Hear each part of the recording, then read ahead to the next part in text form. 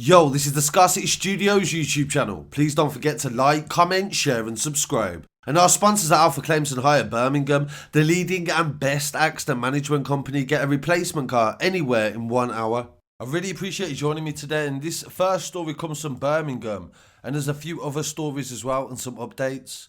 Before we get into the main story of this video, we'd like to give an update on the story of Kian Lincoln, who was murdered in Handsworth on the 21st of January. On Monday the 1st of February, a 14-year-old boy from Birmingham and a 15-year-old boy from Walsall have been charged with his murder and remanded in custody. His post-mortem revealed that he was stabbed and shot, and the homicide unit accuses these two children of doing this. So that definitely highlights the severity of gang culture in Birmingham and the risk that it poses to younger children. People have been charged with his murder. We're going to leave that story now until the court trial is complete, and then we'll definitely do a follow-up with that. Only a few miles away from Handsworth in Winson Green on James Turner Street in Birmingham, yesterday the street was sealed off after a police chase in what the papers described as it happened on Benefit Street. This was a programme that Channel 4 did where they basically laughed at poor people. They put cameras in the area, they followed around drug addicts and people that were struggling, and it was typical poor bashing type television. Suit me. I don't think you could ever make anything any more dysfunctional. That really left a scar on the area. That street has been renowned as the Benefit Street ever since. I used to live not far from there, and people used to come from far and wide to actually take pictures there. And yesterday, 4 males were arrested on the border of Foundry Road and Lodge Road. All 3 of them roads were locked off, and forensic officers recovered a handgun from the scene. A West Midlands police spokesman confirmed a man was arrested today at 1 PM, and he had a firearm on his waistband. 3 other men in a Volkswagen Polo connected to the incident made off from officers when sighted. They were spotted on a Harmer Street, and the 3 occupants were arrested. And this handgun looks very old, and also it's a revolver, referred to as a spin barrel. And it's a very common firearm that you'll see on the street. These are usually very old, from World War One, usually owned by legal people who have them stolen from their homes. So say, for example, fathers pass away, it gets passed on as an inheritance, and then it's sold further down the line. Because this gun looks very old.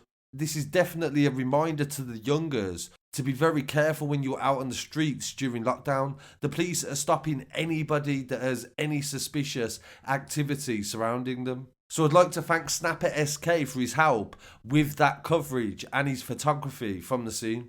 And also released today, coming from Birmingham, police have said that a PC helped to save lives when he ran into a burning building to evacuate people. This was caught on body-worn footage, and it showed him driving down the Bristol Road in the south of the city when he saw flames bursting through the roof of flats above shops. He got out and ran into the building, banging on the door and ensuring that everyone got out. The video also reveals the moment he stumbled across the cause of the blaze. Bin bags line the staircase of a Cannabis Factory operating from one of the flats. Spencer, who is 26 and has been with the police for 3 years, said it happened very fast and he was just operating on adrenaline. I reacted and did what I thought was right at the time and tried to get people out who were trapped inside. The fire was popping and crackling and it was really intense. I don't know how it spread so quick, and I came face to face with it and it was very shocking. An investigation behind the Cannabis Factory on the 9th of December continues, and Spencer is part of the force support unit that attends crime scenes and other operations.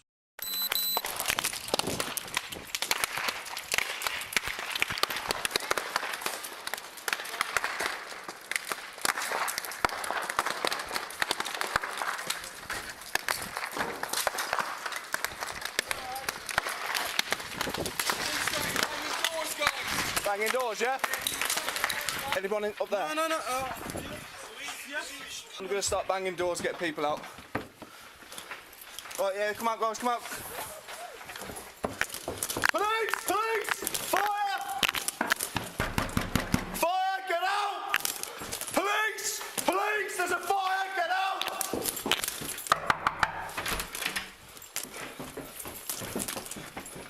Is that everyone out from there, yeah? Do you know how to get in any of these? Hey guys, you all want to just evacuate onto the main road for us, please?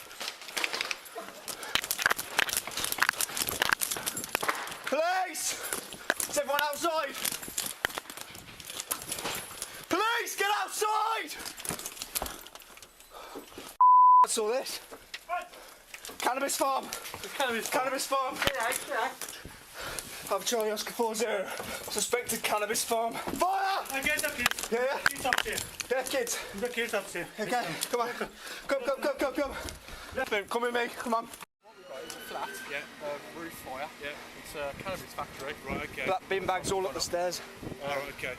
How have you guys come across it? Have you just saw it? And going further up north with this next story, police have found guns, drugs and suspected grenades. Over the past 2 days in Manchester, and 9 people have been arrested, and it is believed to have been connected to an organised crime gang. The bomb squad was seen at the scene on Gorse Hill, and a number of homes have been evacuated. 4 men and a woman were arrested on Friday on suspicion of firearm offences, and it follows the arrest of 3 men and a man on Thursday for firearm offences and assisting an offender. In the early hours of Thursday, police raided a property on Milton Street and found suspected firearms and 2 grenades. On Friday evening, a large police presence remained in the area as specialist officers executed more warrants on Milton Street and Derwent Street. 2 suspected firearms, a number of suspected grenades and a quantity of suspected Class A drugs were recovered also. The bomb squad were on Taylor's Road on Friday and the police cordon was in place and the disruption was heavy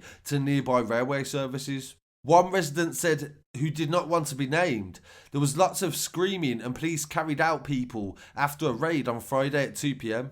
Detective Chief Inspector Joe Harrop from the Serious Crime Division said a number of people are in custody and being questioned over a substantial recovery of firearms and grenades. The investigation is ongoing and they'd like to reassure the community that they will protect them at all costs. On Thursday, 3 people aged in their 40s were arrested also for firearm offences. So it's a breaking news story coming from Manchester and it'll be interesting to see how that develops.